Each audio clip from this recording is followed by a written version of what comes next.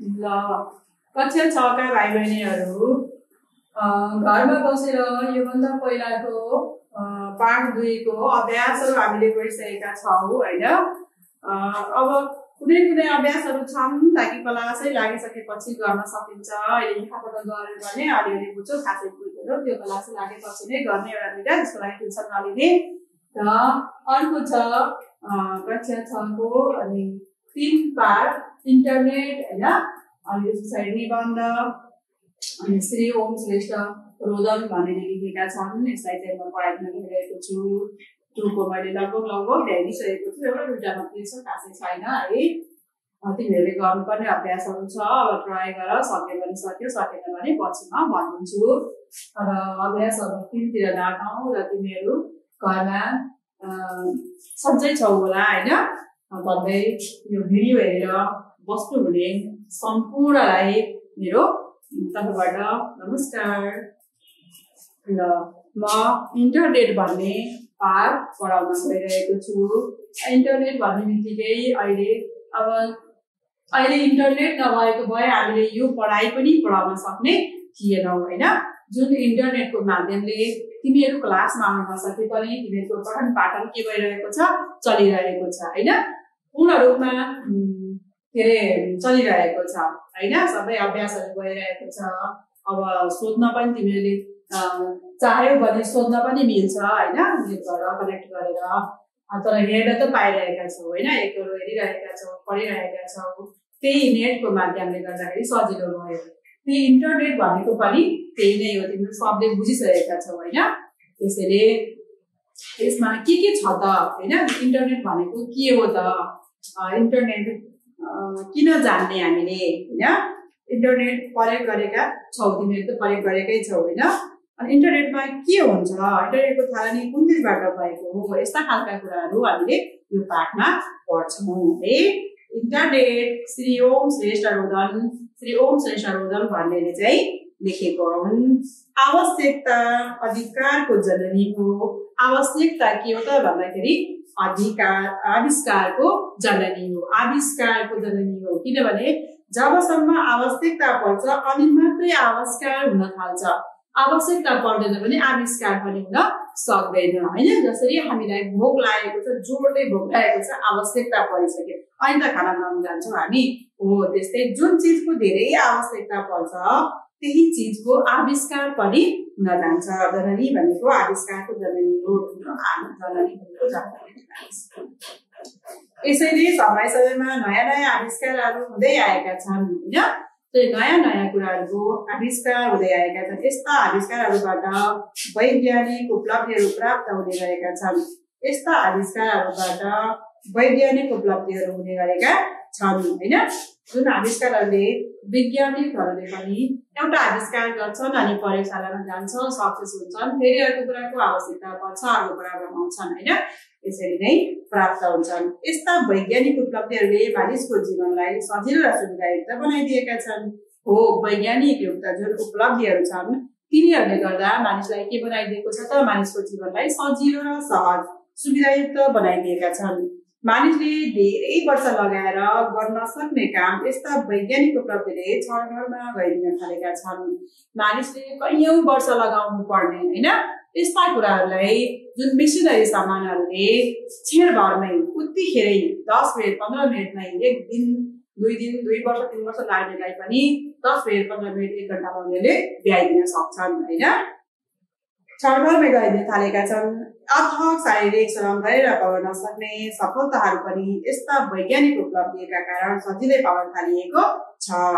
अथक शारीरिक श्रम, अथक भनेको नथाक्ने गरी शारीरिक श्रम पाउन नसक्ने सफलताहरू पनि, सफलता जुन एकदमै गर्दाखेरि पनि तथाकिन गरे गर्दाखेरि पनि शरीरबाट गर्ने शारीरिक श्रमले पनि जब सफलता पनि नपाउन सक्ने तर यस्ता मेसिनरी सामानहरूबाट सजिलै पाउन थालिएको छ, सफल पाउन थालिएको छ है। परिवर्तन प्रकृतिको नियम हो। परिवर्तन के हो? प्रकृतिको नियम हो। आदिम युगदेखि आजको वैज्ञानिक युगसम्म आइपुग्दा यो प्रमाणित हुँदै आएको छ हो। अब परिवर्तन नै के हो त भन्दा प्रकृतिको नियम हो। केही न केही चेन्ज सधैँ सधैँ भइरहन्छ हैन। आदिम युग भनेको सुरुदेखिको युगदेखि नै आजसम्म आइपुग्दा यो प्रमाणित हुँदै आएको छ, प्रमाणित भइसकेको छ हैन, हुँदै आइरहेको छ प्राचीन युगदेखि नै हैन। यही कारण समयको आवश्यकता अनुरूप नयाँ नयाँ सृजना हुने गरेका छन्। समयको आवश्यकता अनुरूप है नयाँ नयाँ सृजना हुने गरेका छन्। समय जुन आवश्यकता छ त्यस्ता समयका आवश्यकता अनुरूप यही अनुसार सृजना हुने गरेका छन्। इन्टरनेट पनि यस्तै नयाँ सृजना मध्येमा पर्छ। इन्टरनेट पनि यस्तै नयाँ सृजनाहरू मध्येमा पर्छ। यो आजको समयको आवश्यकता हो। यो के हो त भन्दा आजको समयको आवश्यकता हो हैन। पहिला थिएन, आवश्यकता थिएन त आविष्कार पनि भएको थिएन, तर अहिले आवश्यकता भयो त आविष्कार पनि भयो हैन। यसैले 21औं शताब्दीलाई सूचना र प्रविधिको शताब्दी पनि भनिन्छ। हेर त 21औं शताब्दीलाई के भनिन्छ भन्दा सूचना र प्रविधिको शताब्दी पनि भनिन्छ। 21औं शताब्दीलाई 21औं शताब्दीलाई के भनिन्छ? सूचना र प्रविधिको, सूचना र प्रविधिको के भनिन्छ? शताब्दी भनिन्छ। सूचना र प्रविधिको शताब्दी भनिन्छ। 21औं शताब्दीलाई सूचना र प्रविधिको शताब्दी भनिन्छ है भनिन्छ। किनभने आजको इन्टरनेटको आवश्यकता बढी छ है, त्यसैले यसलाई 21औं शताब्दीको के भन्छन् सूचना प्रविधिको शताब्दी भनिन्छ है। यसले आजको विश्वलाई एउटा सानो गाउँमा परिणत गरिदिएको छ। ती ठूलो विश्व छ जुन विश्वलाई सानो गाउँमा, एउटा गाउँमा दिनभरि हिँडेर पुग्न सकिन्छ कि सकिँदैन हो, त्यस्तै अझै छिटो नजिकै बनाइदिएको छ। एउटै घर जस्तो लगभग हैन, घर त नभनौं तर एउटा सानो टोला जस्तो बनाइदिएको छ है। कारण यसका माध्यमबाट विश्वको जुनसुकै कुनामा बसेर पनि जहाँ पनि सम्पर्क गर्न सकिन्छ। यसका कारणहरू के हुन् त भन्दाखेरि जुनसुकै कुनामा जहाँनिर बसेर पनि के गर्न सकिन्छ त भन्दाखेरि बसेर पनि जहाँ पनि बसेर पनि यसको माध्यमबाट सम्पर्क गर्न सकिन्छ। आफ्ना आफन्तहरूलाई सन्चो बिसन्चो के छ अथवा टाढा गएका मान्छेहरूको हाल खबर के छ हैन भनेर जान्न सकिन्छ। र उनीहरूलाई देख्न पनि सकिन्छ, बोल्न पनि सकिन्छ हैन। र विश्वमा के भइरहेको छ त, अब मानव हामी यहाँ छौं, अब अमेरिकामा के भएको छ त अथवा थाइल्यान्डमा के भएको छ त, कुनै पनि देशको बारेमा हामीलाई जान्नको लागि महिनौं दिन लाग्छ हैन। त्यो ठाउँको बारेमा पनि हामीले एकैछिनमा सबै कुरा थाहा पाउन सक्छौं हैन। आज सम्पूर्ण विश्व साँघुरी र कम्प्युटरको सानो पर्दामा समेटिएको छ। एउटा कम्प्युटरको पर्दा भनेको बुझ्छौं, बाहिरको त्यो जुन के भन्छ त्यसलाई, बाहिरको खोल हुन्छ इन्टरनेटहरुको, त्यो बाहिरको खोलमै समेटिएको छ है, कभरमै समेटिएको छ। यस्तै इन्टरनेटका कारण केही पनि एक अर्काबाट टाढा छैनन्। इन्टरनेटका कारण कोही पनि एक अर्काबाट टाढा भने छैनन्, सबै कनेक्टेड छन् मानिसहरू हैन। आफ्ना आफन्तहरू जहाँ भए पनि, कोही अमेरिकामा छन्, कोही अस्ट्रेलियामा छन् हैन, कोही नेपालमा छन्, कोही भारतमा छन्, जहाँ छन् यी सबै मानिसहरू के छन् त भन्दा नेटको माध्यमबाट कनेक्टेड छन्। एकै पटकमा सबैसित कुरा गर्न सकिने हैन, हाल खबर थाहा पाउन सकिने समेटिएको छ। टाढा छैनन्, सबै नजिक छन्, आफ्नै घरमा भए जस्तै छ। जसले जति बेला जहाँबाट चाह्यो त्यहीबाट जुनसुकै बेला जसलाई पनि सम्पर्क गर्न सक्छ। यो सबै इन्टरनेटका कारणले सम्भव भएको हो। मैले भनिसके, जति बेला जहाँबाट चाह्यो त्यहीबाट जुनसुकै बेला जसलाई चाह्यो त्यसैलाई के गर्न सकिन्छ, सम्पर्क गर्न सकिन्छ है। यो सबै इन्टरनेटका कारणले मात्रै सम्भव भएको हो। इन्टरनेट नभएको भए यो सम्भव हुने थिएन है। महिनौं दिन लागेर चिठीहरू आउँथ्यो, चिठी आएर खोल्नु पर्थ्यो त, खोल्दा आउँदा अब 2-3 महिना लागिसकेको हुन्थ्यो। कहिलेकाहीँ त 6 महिनामा बल्ल भेट्थ्यो। 6 महिनाको त्यो कुरा हेर्दा 6 महिना पहिलाको कुरा हुन्थ्यो, आजको कुरा हुन्थेन। अहिले त अहिले भर्खरैको कुरा थाहा हुन्छ। 6 महिना पहिलाको कुरालाई चाहिँ मान्छेहरूले पढेर ठिकै रहेछ, राम्रै रहेछ परदेशको हालखबर भनेर बस्नु पर्थ्यो हैन। तर अहिले त अहिले एक घण्टा के भन्ने अहिलेको समय अहिलेको अहिले नै यस्तो के रे समयमा भर्खरैको समयमा के गरिरहेको छ, कहाँ के भइरहेको छ सबै कुराहरू थाहा पाउन सम्भव भएको छ। त्यसले गर्दा इन्टरनेटले गर्दाखेरि हैन, इन्टरनेट पनि भर्खर भनिसके इन्टरनेट एकदमै आजको के हो आवश्यकता हो। त्यसैले 21औं शताब्दीको युगलाई के भन्छन् सूचना र प्रविधिको युग भनेर भनिन्छ है। इन्टरनेट आजको उच्चतम र अत्याधुनिक प्रविधि हो। के रहेछ त भन्दाखेरि आजको उच्चतम र अत्याधुनिक प्रविधि हो। यसले विश्वका कुना कुनामा रहेका भूगोल, इतिहास, संस्कृति, परम्परा, जनजीवन, खेल, मनोरञ्जन, राजनीति लगायतका बारेमा क्षणभरमा जानकारी उपलब्ध गराउँछ। यसले मैले अघि नै भनिसके जुनसुकै सब्जेक्टमा जुनसुकै क्षेत्रमा पनि जानकारी दिन्छ र कुनै कुनामा पनि यसमा रहेका भूगोल हैन, इतिहास, संस्कृति, परम्परा, जीवनशैली अनि खेल, मनोरञ्जन, राजनीति लगायतका बारेमा क्षणभरमा जानकारी उपलब्ध गराउँछ। यसमा आफूले चाहेको जानकारी पाउन सकिन्छ। आफूलाई जुन कुराको इच्छा छ त्यो कुरा हामी एकै ठाउँमा बसेर आफ्नै घरमा बसेर सम्पूर्ण जानकारी पाउन सक्छौं। यसका माध्यमबाट एउटा सानो कोठामा बसेर देशभरिको सूचना सहजै प्राप्त गर्न सकिन्छ। कहीँ घुम्नु पर्दैन हैन, एउटा कुनामा घरको एउटा कुनामा बसेर सबै कुराको जानकारी गर्न सकिन्छ। त्यसैगरी आफूलाई थाहा भएको आधिकारिक जानकारी पनि यसमा राख्न सकिन्छ। आफूलाई पनि त कति कुरा थाहा हुन्छ आफ्नो गाउँ वरिपरिको हैन, आफ्नो शहरको बारेमा, जहाँ हामी छौँ त्यहाँको बारेमा, त्यो पनि हामीले के गर्न सक्छौं भन्दा त्यसमा राखेर जानकारी दिन सक्छौं। यसैले इन्टरनेटलाई आजसम्मको सबैभन्दा विशाल ज्ञानको भण्डार मानिन्छ। यसैले इन्टरनेटलाई आजसम्म सबैभन्दा विशाल ज्ञानको भण्डार मानिन्छ। विशाल ज्ञानको भण्डार पनि मानिन्छ। त्यसलाई इन्टरनेटलाई विशाल ज्ञानको भण्डार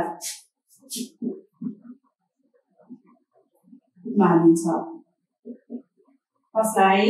इन्टरनेटलाई हैन विशाल ज्ञानको भण्डार भनेर भनिन्छ है। त्यस्तै गरेर इन्टरनेटले जुनसुकै भूगोलमा बसेका मानिसहरूसँग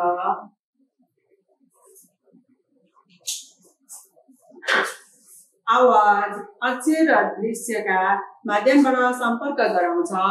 इन्टरनेटलाई जुनसुकै भूगोलमा बसेका मानिसहरूसँग आवाज, अक्षर र दृश्यका माध्यमबाट सम्पर्क गराउँछ। जुन दृश्यहरू हुन्छन्, दृश्य भनेका चित्रहरू हामी हेर्छौं, तस्बिरहरू हेर्छौं हैन, अक्षरहरू लेखिएका अक्षरहरू भए, मानिसहरूको आवाजहरू भए हैन, बाट के गर्छ हामीलाई सम्पर्क गराउँछ हैन।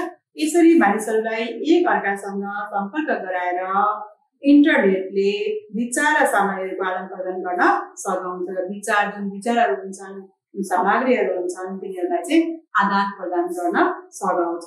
विचार र सामग्रीहरूको आदान प्रदान गर्नमा यति द्रुत गतिमा सघाउने भएकाले नै विश्वको सबैभन्दा द्रुत संवाहक हो। यो के हो त भन्दाखेरि विश्वको द्रुत संवाहक पनि यसलाई मानिन्छ। विश्वमा सबैभन्दा द्रुत छिटो पुर्याउने संवाहक भनेको के हो त भन्दाखेरि नेट हो।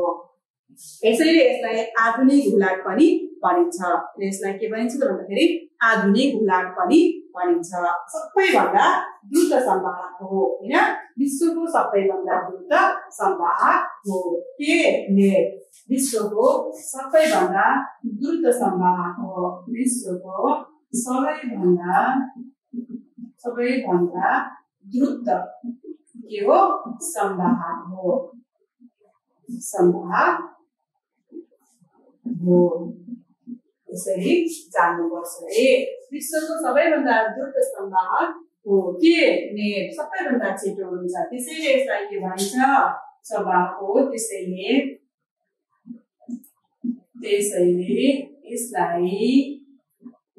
यसलाई आधुनिक हुलाक भनेर भनिन्छ। आधुनिक के हुलाक, आधुनिक हुलाक भनेर भनिन्छ। कसलाई? इन्टरनेटलाई हैन द्रुत संवाहक सबैभन्दा द्रुत छिटो हैन संवाहक हो त्यसले यसलाई आधुनिक हुलाक भनेर भनिन्छ है आधुनिक हुलाक भनेर भनिन्छ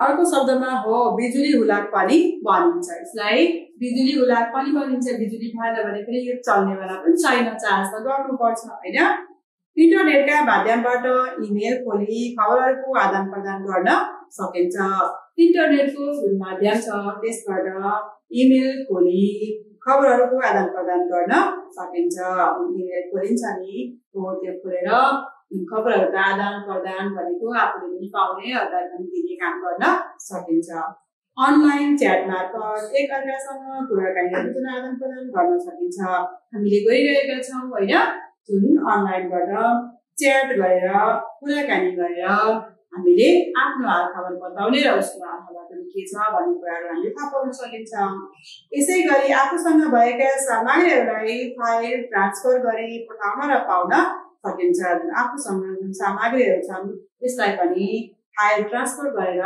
पठाउन र पाउन सकिन्छ है इन्टरनेटमा इन्टरलिंक पेजहरू हुन्छन् इन्टरनेटमा के हुन्छन् इन्टरनेटमा इन्टरलिंक पेजहरू हुन्छन् यस्ता पेजहरू मार्फत अरु थुप्रै साइटहरूको भ्रमण गर्न सकिन्छ जुन यस्ता पेजहरू छन् यी पेजहरू खोलेर अरु थुप्रै खालका साइटहरू हेर्न सकिन्छ भ्रमण भनेको हेर्न सकिन्छ त्यहाँ जान सकिन्छ है यी साइटहरू विश्वव्यापी वर्ल्ड वाइड तरंग वेब मार्फत संसारभर फैलिएका हुन्छन् के मार्फत विश्वव्यापी तरंग वेब मार्फत फैलिएका हुन्छन् विश्वभरि नै फैलिएका छन् है यस्ता तरंगहरूले संसारलाई नै आफ्नो जालोभित्र राखेका हुन्छन् यस्ता जुन तरंगहरू छन् यसले संसारलाई नै आफ्नो कब्जामा राखेका हुन्छन् यसैले यस्ता तरंगहरूले विश्वव्यापी सञ्जाल बनाएका हुन्छन् यिनै तरंगका सहायताले सूचना र जानकारीहरू विश्वभरि ओहोरदोहोर हुन्छन् यिनै तरंगहरूले गर्दाखेरि हामीले पनि के पाउँछौं भन्दा समाचारहरू पाउने गर्छौं है आफूले चाहेको विषयको जानकारी दिलाउन सक्ने इन्टरनेट आजको अपरिहार्य साधन बनेको छ आफूले चाहेको हैन विषयको जानकारी दिनको लागि इन्टरनेटले हामीलाई के गर्छ सहयोग गर्छ त्यसैले पनि आजको अपरिहार्य नहुने हैन साधन बनेको छ के इन्टरनेट हैन यसले सरकारी तथा गैर सरकारी कामकाजलाई सहज बनाएको छ सरकारी तथा गैर सरकारी कामकाजलाई पनि यसले के बनाएको छ सहज बनाएको छ सजिलो बनाएको छ है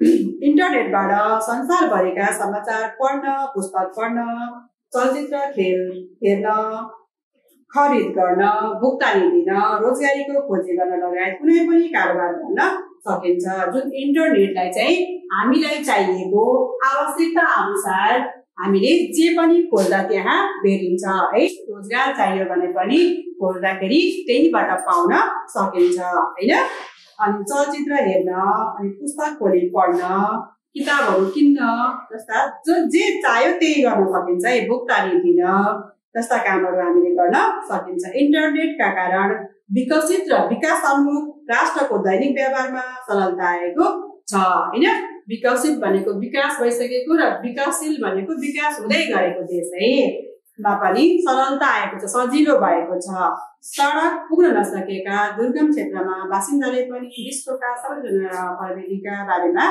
जानकारी प्राप्त गर्न सकेका छन् जहाँनिर सडक पुगेको छैन एकदमै दुर्गम क्षेत्र छ मानिसलाई जान पनि अप्ठ्यारो छ तर त्यहाँ मानिसहरू बसिरहेका छन् त्यस्तो ठाउँमा पनि यसले के गरेको छ तब सूचनाहरू कहाँ के भइरहेको छ त भन्ने कुरा थाहा पाउन सकेका छन् जहाँ मानिसहरू बसेका छन् जानको लागि प्लेन भन्दा अरु सुविधा छैन त्यस्तो ठाउँका मान्छेले पनि सूचना थाहा पाउनु पर्यो हैन देशभरि के भइरहेको छ विश्वभरि के भइरहेको छ कहाँको मानिसले के प्रगति गर्यो यी सबै कुराहरू त्यही बसेर पनि थाहा पाउन सकिन्छ है सूचना प्रविधिको यस क्रान्तिले मानव जीवनलाई सजिलो छिटो र सकारात्मक बनाइदिएको छ यो जुन क्रान्ति छ क्रान्ति भनेको थाहा छ नि लडाई जस्तो हैन प्रविधिको क्रान्ति जुन प्रविधि भइरहेका छन् त्यो प्रविधिले मानव जीवनलाई छिटो सजिलो र सकारात्मक बनाइदिएको छ। सकारात्मक भनेको नकारात्मक नै कि जुन जुन कुराहरू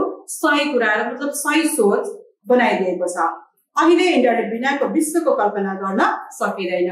जुन विश्वभरि जुन छ विश्व त्यसको कल्पना गर्न पनि सकिँदैन हैन। इन्टरनेटमा छनौटको सुविधा हुन्छ।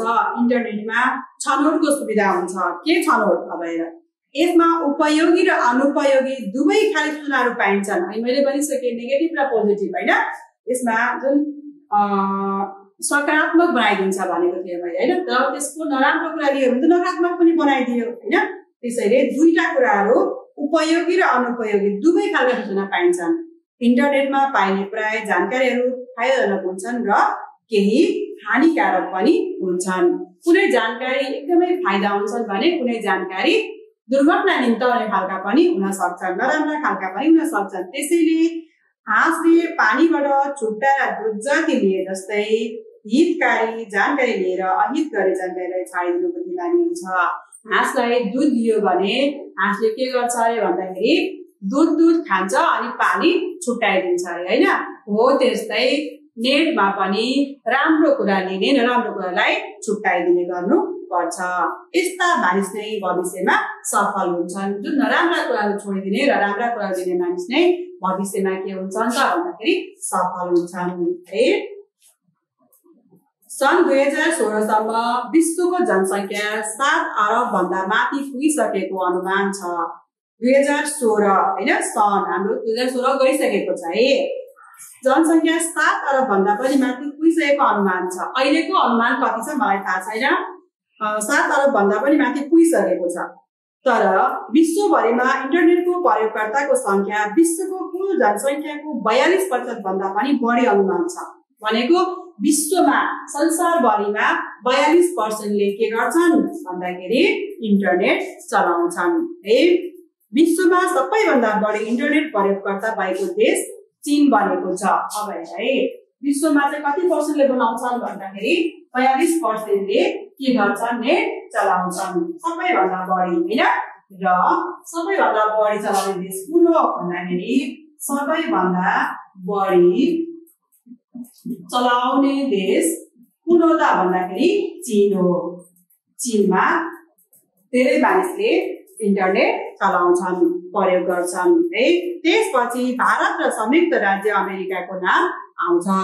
नेपालमा इन्टरनेट प्रयोगकर्ताको संख्या प्रति वर्ष बढ्दो छ। एकिन छैन बढ्दो छ। एक सर्वेक्षण अनुसार नेपालमा हालसम्म कुल जनसंख्याको करिब 17% नेपालमा चाहिँ 17% इन्टरनेट प्रयोग गरिरहेको अनुमान छ है। यी मध्ये कम्प्युटर प्रविधिबाट भन्दा पनि सेवा प्रदायक कम्पनीहरूले प्रदान गरेको मोबाइल मार्फत इन्टरनेट सुविधा प्रयोग गर्नेहरूको संख्या बढी भएको पाइन्छ। हेर त जुन डाइरेक्ट नेट जोडेर होइन त्यसका जुन मोबाइलबाट दिएका सुविधाहरू इन्टरनेट जुन दिन्छ ती सुविधाहरू प्रयोग गर्ने मानिसहरू बढी छन् है। सिधै नेट नजोडिकन जुन मोबाइलबाट सुविधा दिन्छ ती सुविधाहरू दिएका मानिस बढी छन्। ल एकैचोटि सबै पढाइदिए भने तिमीहरूले बुझ्न पनि सक्दैनौ हैन। आधी जति लगभग मैले पढाइसकेको छु हैन। आधी जति भोलि हामीहरू पढ्छौँ। शब्दको अर्थ र पाठ पनि अलिकति छ, अलिकति भोलि पढाइदिन्छु। एकै दिन पढ्यो भने बुझ्न अप्ठ्यारो हुन्छ है। ल आजको लगभग मोटामोटी कुराहरू मैले यहाँ त्यति दिएको छु हैन। 21औं शताब्दीलाई चाहिँ के भनिन्छ भन्दाखेरि सूचना र प्रविधिको शताब्दी भनेर भनिन्छ हैन। र विश्वको सबैभन्दा द्रुत संवाहक के हो इन्टरनेट हो। त्यसैले यसलाई के भनिन्छ आधुनिक हुलाक भनेर पनि भनिन्छ। र विश्वभरिमा जम्मा 42%ले चाहिँ के गर्छन् भन्दाखेरि इन्टरनेट चलाउँछन्। र सबैभन्दा बढी चलाउने देश कुन हो भन्दा चीन। नेपालमा चाहिँ 17% छन् है। यसरी हामीले र अर्को कुरा विशाल ज्ञानको भण्डार भनेर कसलाई मानिन्छ भन्दाखेरि नेटलाई हैन। जे खोजे पनि त्यही भेटिने कारणले यसलाई विश्वको ज्ञानको भण्डार भनेर पनि भन्न सकिन्छ। ल तिमीहरूले एकचोटि यो पाठलाई राम्रोसँग किताब छ भने पढ्ने, छैन भने यसैलाई सुनेर मनन गरेर के ध्यान दिएर सुन्ने अनि अभ्यासहरू फेरि भोलि हामीहरू गर्छौँ। त्यो अलिकति पढेर गर्ने है। ल आजलाई यति नै, बाई।